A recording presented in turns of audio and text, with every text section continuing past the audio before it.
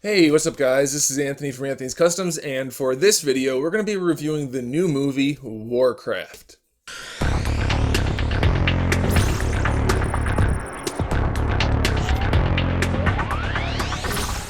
So for those of you that aren't familiar with this movie, which I highly doubt because you should have seen the trailers or commercials or something by now, it's a movie based on a video game, so automatically we have to be aware that some people are going to be hypercritical of it, and some people are going to be hyper in love with it no matter what, so we have to kind of separate from that. We're going to take a step back, and we're going to review the movie for what it is.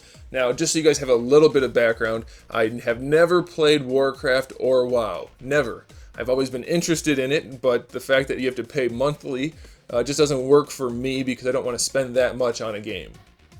Not that it's bad. I understand it. You're getting what you pay for. It's just I don't want to spend that much personally. So not into WoW specifically, but I like the genre, the epic fantasy genre. I like that. I like monsters and magic and all that kind of stuff. So I'm into it. So hopefully it's a good movie. That's what I was thinking going into it. And I read and watched some reviews because it came out a couple of days ago, or even a while before that for some people. And this movie is getting panned pretty hard. It's down there, like really low on like Rotten Tomatoes, for instance, where it's just an aggregate of other reviews, and it's like 30 or 40%. I think it's below 40% approval. For critics, fans, it's about 70%, which we've been seeing a lot. Low critic scores, high fan scores for some of these movies. Prior to this movie, I have generally fallen somewhere in the middle of that range. Except for X-Men, I was pretty much closer to the critic score. Anyway, this movie, I feel like the critics are being unjustly harsh. And I think the fans pretty much got it right. I mean, the overall rating of about 70%, I think they got it. In fact, a lot of the movie's better than 70%. And there are a couple things that bring it down. So I think it does balance out around 70, 75%. I think that's about right. So I imagine the Warcraft fans are either going to really bump it up because, you know, everything that they see, they have a personal connection to. So that's understandable. That's good. Bump it up. You like it even more because of it.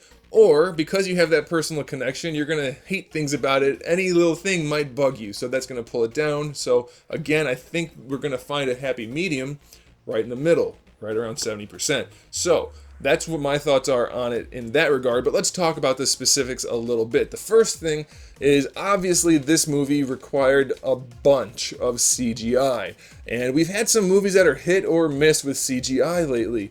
This one obviously had to be a hit. You can't make a movie that's 90% CGI and make it look okay only, or bad in some cases like we saw in X-Men. This movie's CGI is phenomenal. Probably the best I've ever seen. And that's even more important to note because it's all organic stuff. I mean, sure, we have a little bit of armor here and there and some weapons. That kind of thing's easy to make. So things like Transformers, sure, there's a bunch of moving parts, but it's easy to recreate metal and plastic and hard surfaces. It always looks real because you can make it look like a piece of reflective metal. It's really hard to recreate skin and muscles and hair and flesh and saliva and all those things. They nailed it. So good. Only a couple of small instances in the movie did it look a little iffy, and those were surprisingly not really the CGI scenes, they were the green screen scenes. Like when Lothar, whatever, when Ragnar Lothbrok is on the eagle thing and he's flying around, that looks weird a little bit. Reminded me of Neverending Story just a little bit. But things like that. A little bit of green screen doesn't look quite right type of things, but otherwise, bar none, hands down, the best CGI I've ever seen. Phenomenal. In fact, it was depressing because I just started sculpting digitally recently, and I don't know if I'll ever hit that level. That was incredible. It was so good. It's so good. I was really worried about it, and it blew me away. It was really, really good. Okay, so CGI, don't worry about it. And obviously, action has to be something we talk about. This movie had to have a lot of action in it, and it did. It did. It had a whole bunch, and I thought for the most part it was really good. A lot of the fight scenes, a lot of the battle scenes had enough of stuff going on that was identifiable that it was really good. And then, of course, all the background stuff and cuts and things to fill it in, they were fine. I think there was one instance where there was like fighting going on in the background, and it reminded me of The Dark Knight Rises, where it was like super fake and cheesy looking. It was like one group of like 2 or 3 guys, I think, but obviously that's not a big deal. I just happened to notice it. So that was fine. And then as far as cutting around in the fight scenes, only a couple times did I think, well, just let me see it, stop moving, just stop cutting, stop editing, let me see the fight. So it wasn't a big deal, though. Most of the time, the vast majority of the time, it was fine. It was really good, and it was well done. It wasn't just a whole bunch of boring fight scenes. Most of it was, like I said, identifiable, and you could see what was happening, so it was good. So I really enjoyed the action. That was fine. So now we have the question of the acting and the casting. So obviously, there was a lot of voice acting, a lot of VO work in this movie for all of the orcs. And that was all fine. It was all really good. It synced up nicely with the animations for the mouths, so that was good. I didn't really have any problems with any of that at all. Now, when it came to the real people, I feel like most of the critics, and even some of the fans who agree with the critics, got it right. Some of the acting and some of the casting was just a little for me, Howard Stark, Dominic Cooper, that's his name, right? He didn't feel like a king ever to me. I don't see him as that, and it didn't come across well for me. He just didn't have that regal, that empowered kind of feeling to him. He didn't have any air about him. It was just kind of, meh. Okay, they said he's the king, and I know quite often kings are not the strongest, most powerful people, but he still didn't even have the right attitude most of the time. It just didn't feel right. It wasn't terrible, it didn't kill the movie or anything, but it's something I noticed. And then Travis Fimmel as Lothar. I wish I could remember if it's Lothar or Lothar, whatever. The main guy, the main generic hero, human guy. He's great in Vikings. He plays that kind of slightly touched, kind of mostly likely drunk, sometimes high character. He has the right tics and right quirks, and he plays that role perfectly. Some of that spilled over to this, and it felt weird. Sometimes it was fine, but sometimes it felt really weird, and I just didn't buy him in his role that much. In some scenes it was fine, but in some scenes it was awkward, so it was hard for me to get immersed into that character. That's not a good way of wording that, but you get what I'm saying. He just didn't sell that particular role very well. I don't want to compare this to Lord of the Rings because they're still very different movies, even though they're in the same type of genre. But we needed an Aragorn type character for Lothar, and it just didn't come across with Travis Fimmel. So it wasn't bad. Again, it didn't kill the movie, but it's something I noticed. Now Paula Patton, man, when she's green, she looks good. When she's normal, she looks good. She's an attractive woman, so it wasn't bad to have her in the movie at all. And she didn't really need to do much acting, really. I mean, there were some scenes, and she did it fine, so that was good, no problem at all. Having the little fake teeth, the little tusks in her mouth, every once in a while, you could tell she was not used to talking with them in there because there was like a little lisp or something like that, but it wasn't a big deal, not even as bad as the other two issues, so she was fine, no problem at all with her. And then all of the wizard guys and everybody else, that was all good, no problem at all. Ben Foster, I think that's his name, the main magician guy, he was good, so everybody was good. I had no problem with the supporting cast. It's just those two guys really I'm not so sure. And then the other thing I want to mention in terms of casting, which isn't really a casting thing, it's maybe a directing or a writing thing, I don't know. Maybe this is a but Warcraft thing. We had a whole bunch of different accents going on. Some people had like a British accent, some people were trying to hide a British accent or an Australian accent. Some people talked like they were from New York, some people talked like they were from somewhere else. I mean, it was very odd. Kind of killed the immersion just a little bit because you didn't feel like these people were a group of people that had lived in one place together for a long time. It felt like they just cast a bunch of people to play these roles. So it was a little odd, but maybe that's a thing that's supposed to be that way. I don't know. So, next thing is, this is probably the biggest complaint a lot of people had with this movie, and from this point forward, there may be spoilers. So, there will be some spoilers. So, if you don't want to be spoiled, step away now. Don't watch this video. Click that little plus button, add it to a watch later list. Watch it after you've seen the movie. Come back. But, spoilers, you're warned. Okay? So a lot of people had some problems with the pacing and following along with what was happening. Now, like I said, I know nothing about Warcraft or World of Warcraft other than the overall premise of the Horde and the Alliance. So names and things didn't click for me or anything like that. I had to learn it in the movie. I can't remember them right now, but in the movie, within the context of the movie, I had no trouble. I had no problem at all following what was going on.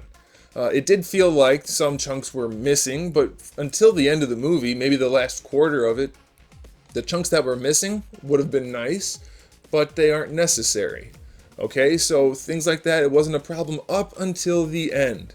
So the main premise is bad guys, led by the orcs, led by a bad orc with super bad powers, magical powers, is trying to take over Azeroth, which is the good guys, the humans' home world, I guess. Well, it's their world because the orcs came from a different world. And then within the orcs, there's a subset which don't want to deal with that magic. He believes, and he's right, that that bad evil magic is what ruined his planet. It will ruin this one, and all of the orcs that are doing that are bad guys. So he's kind of a third faction fighting with the humans to stop the bad magic orc.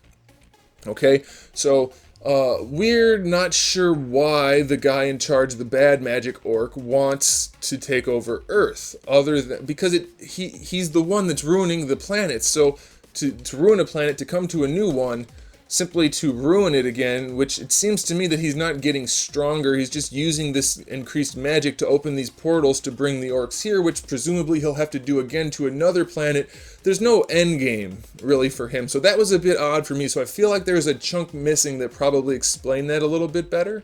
But until the very end, that doesn't even become an issue because it seems to be that he just wants more power and that kind of thing. But it's kind of dicey. We're not sure about it.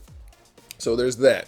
And then it turns out that the humans who are defending their home planet against the bad orcs with the help of the good orcs, they have this guardian, which is a wizard, the Ben Foster guy, the strongest wizard there is apparently, except for maybe these other wizards who are barely introduced, but we know enough about them to understand they're kind of like some higher council of magician wizard people. So Ben Foster is not maybe as strong as them, but he's still super strong. Again, could have used a little more clarification on that. It wasn't enough to kill the movie, but it made me wonder about a few things. Also, before I move on with the Ben Foster thing, when they go up to the Council of Wizards and they have this giant box, like that was way out of left field. And then there's a lady in the box, and she's never done anything before like this, and nobody even knew she was in there, and all of a sudden she's there, and they don't explain any of it. So that's another one. Give me another 20-minute chunk of movie. Explain what's going on. Because that, other than it facilitated what needed to happen, vaguely, didn't really know what was going on. So that was one of the issues, and that comes almost at the end of the movie, almost. Said almost twice. Okay, so back to humans have the wizard guy to help them, and he's supposedly helping them to fight the orcs. It's his job. He's called the Guardian for a reason, except he's not doing a real good job. Lothar mentions it a few times, like, hey, what's up, dude? You're not helping very much. You got my son killed, and things like that. And then we find out, which they never really explain this either, he's working with the dark magic, which is called the Fel, by the way, and they don't get into that too much either. Where is this magic coming from? I don't think I missed anything in the movie. I never left. I was watching it. Maybe I missed it, but they didn't really get into that. I kind of needed some background. Is there like a super bad guy that's causing this magic to exist, or what? Where is it coming from? So it turns out this magician guy is using that dark magic, and he's maybe what facilitated the orcs to find the magic, the main bad magic orc guy. That was all very unclear. Like, why, and if that was the case, why did he want the orcs to come here? They never really explained the motives, unless I missed it, and I don't think I did. I'll have to see it again. That's always the case, especially with this movie. Lots of stuff packed into 2 hours. But yeah, they never really explained the motives. So in terms of pacing, the pacing wasn't off. The pacing was good. I wasn't bored or overdone with action or anything like that throughout the movie. I thought the pacing was really good throughout, but it felt like in terms of the fiction and lore, we needed more. We needed about 10 minutes here, 20 minutes there, another 10 here, things like that. Just, buff it out, fill it in a little bit, give us a little more exposition so we know what's going on. Otherwise, that part, the whole pacing thing that people keep complaining about, not a big deal at all. Now, my biggest complaint, other than those things I'd like to have more explanation because it would make the movie feel more whole, the ending doesn't give us any closure at all. The main orc guy, just after all of this fighting, it looks like he's going to stand up to the magic orc guy, and then he fights the magic orc guy. And it's like they have this thing where if I challenge you and you're the guy in charge, I can challenge you and it's got to be a fair fight and I'll become in charge if I win, that kind of thing. So he does that. He's like, no, I've had enough. We're going to do this. I'm going to fight you. And the guy's like, okay, fine, whatever. And he does it. But of course, magic bad guy cheats. Okay, so he cheats and he wins. Like, decisively wins. Good orc guy dies. Very dead by the end of the movie, which is very, I don't like that. He was the most likable character in the movie. Super dead. So all of these orcs that are working for the bad guy around him, he's given them the powers that they have, extra strength and stuff, and turned them green with the magic. But apparently they're just choosing to follow him anyway. Not that they're compelled to or anything. So they get all pissed off. They're like, hey, you cheated. You cheated. We don't like you anymore. And then he's like, no, you should follow me still. And they're like, okay, we'll go continue working for you. And they do. It's like they just keep flipping and flopping, like really back and forth like. And then there's more fighting at the end, and then the lady gets involved. And why is she green? She's half human, half orc. They barely talk about that, and they kind of hint at it, but we need more exposition for that too. But why is she green when only the bad ones are green? A few things like that bugged me. Other things throughout, little things, but yeah, the ending with him dying sucks. I don't like that at all. And now, all of a sudden, Ragnar's king. He's king in Vikings and now in Warcraft. I guess because he's the queen's brother, he gets to be king? Is that how that works? I don't know if that's the fiction there, but he is. So, all in all, to sum it all up, really good CGI, really good action, good enough acting. We have some issues, but it's not a big problem. And then in terms of the plot and pacing and all that kind of stuff, it's all really good, except for the few spots where it's not, which is why it's not a perfect film. It's a 70 to 75% good film, which to me means easily worth watching, really enjoyable. You'll like it. I personally am more of a Warcraft fan now. I'm tempted more so to play the games, which I'm sure was part of their objective, but my point is, it was a successful film. It was well made, it was really entertaining, and I will definitely see it again. And I hope that, and I know they said that Duncan Jones, he's the guy in charge, he said there's more film out there that will be part of the Blu-ray release, I guess. So I'm hoping that that includes all the things I talked about, and if it does, then that'll be awesome. But I've left a few things out that are super spoilery that would make it less fun if you watched it. But go ahead and go watch the film still. I know that death is a big spoiler, but I said spoilers. But there's other things throughout that I didn't discuss. Because you don't need the entire film spoiled in a review, it doesn't matter. Okay, so let me know what you guys thought. Did you see the film? Did you like it? What do you think about what I said about it? If you haven't seen the film, what do you think? And if you haven't seen it, go see it and then come back and we'll talk more in the comments section below. Thanks for watching, guys. Make sure you subscribe if you haven't already. I have new videos every day. We do things like this where we talk about movies and TV. We play video games. We talk about action figures. We do all kinds of popular culture type of things. So make sure you come back and subscribe, and I will see you guys in the next video.